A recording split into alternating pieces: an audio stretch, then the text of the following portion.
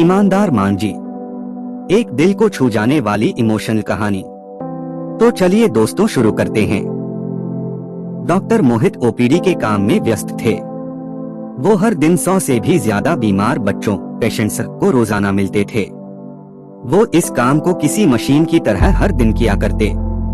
उनके सहायक ने उनके चैम्बर में आकर उन्हें बताया, 2 औरतें एक बच्चे को लेकर आई है। बच्चा सांस भी बड़ी मुश्किल से ले पा रहा है। आप कहे तो उन्हें अंदर भेजूं? डॉक्टर ने हाँ में सर हिलाया। एक बूढ़ी औरत और एक जवान औरत डॉक्टर के चैम्बर में आई।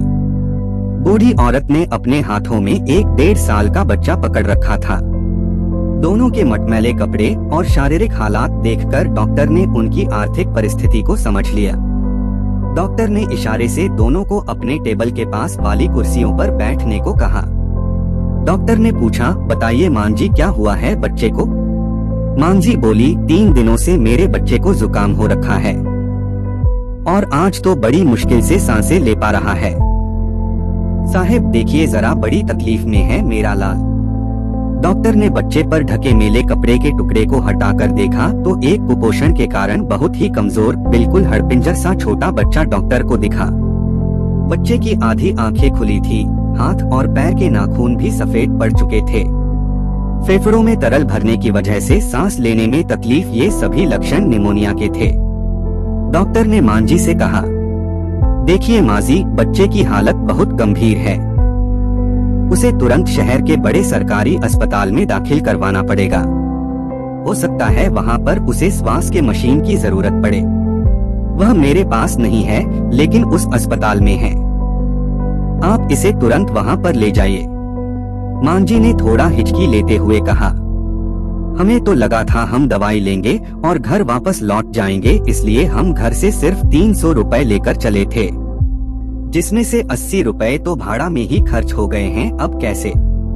डॉक्टर ने पहले ही उनको देखकर अंदाजा लगा लिया था उनकी समस्या क्या हो सकती है।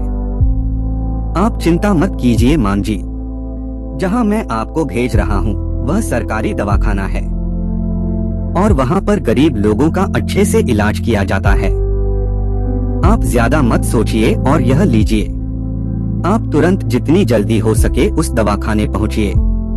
डॉक्टर ने अपने जेब से 500 रुपए निकालकर मांझी की तरफ बढ़ाते हुए कहा। मांझी ने डॉक्टर से पैसे लेने से मना कर दिया। उन्होंने कहा, मैं आपसे यह पैसे नहीं ले सकती, उल्टा मुझे आपको पैसे देने चाहिए। आप फिक्र मत कीजिए, हम अभी बस स्टेशन पर जाते हैं, वहाँ पर किसी से संदेशा भिजवाते हैं। इस बच्चे का बाप कुछ ना कुछ करके पैसों का इंतजाम कर लेगा।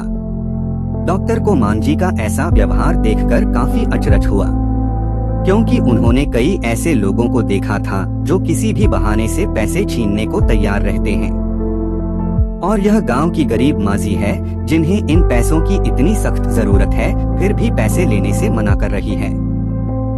देखिए मांझी, समझने की कोशिश कीजिए, बच्चे की हालत बहुत गंभीर है। आप बस स्टॉप तक जाएंगी, संदेशा भिजवाएंगी, बच्चे का बाप कहीं से पैसों का इंतजाम करेगा, इन सब में काफी देर हो जाएगी। और आपका बच्चा इस स्थिति में नहीं है कि ज्यादा देर बर्दाश्त कर सके। हो सकता है थोड़े ही सही आपसे बाहर से कुछ दवाएं या इंजेक्शंस मंगवाए जाएं। तब आपको इन पैसों की जरूरत पड़ सकती है। अब ज्यादा सोचने में समय ना गवाइए। और भी पैसों की जरूरत पड़े तो मेरे पास आ जाइएगा, डॉक्टर ने कहा। दोनों ही औरतें पैसा लेना नहीं चाहती थी, लेकिन उनकी मजबूरी थी या फिर बच्चे की बिगड़ती हालत। उन्होंने बेमन से पैसे ले लिए और अस्पताल की तरफ रवाना हो गए। डॉक्टर मोहित फिर से अपनी उसी मशीनी दिनचर्या में लग गए। 3 दिन बाद उनका सहायक फिर से उनके चैम्बर में आया और डॉक्टर से कहने लगा, सर, एक बूढ़ी औरत आपसे मिलना चाहती है। डॉक्टर ने कहा, तो तुमने उन्हें नहीं बताया कि मैं बच्चों का डॉक्टर हूँ? सहायक ने कहा, नहीं सर, आप समझे नहीं।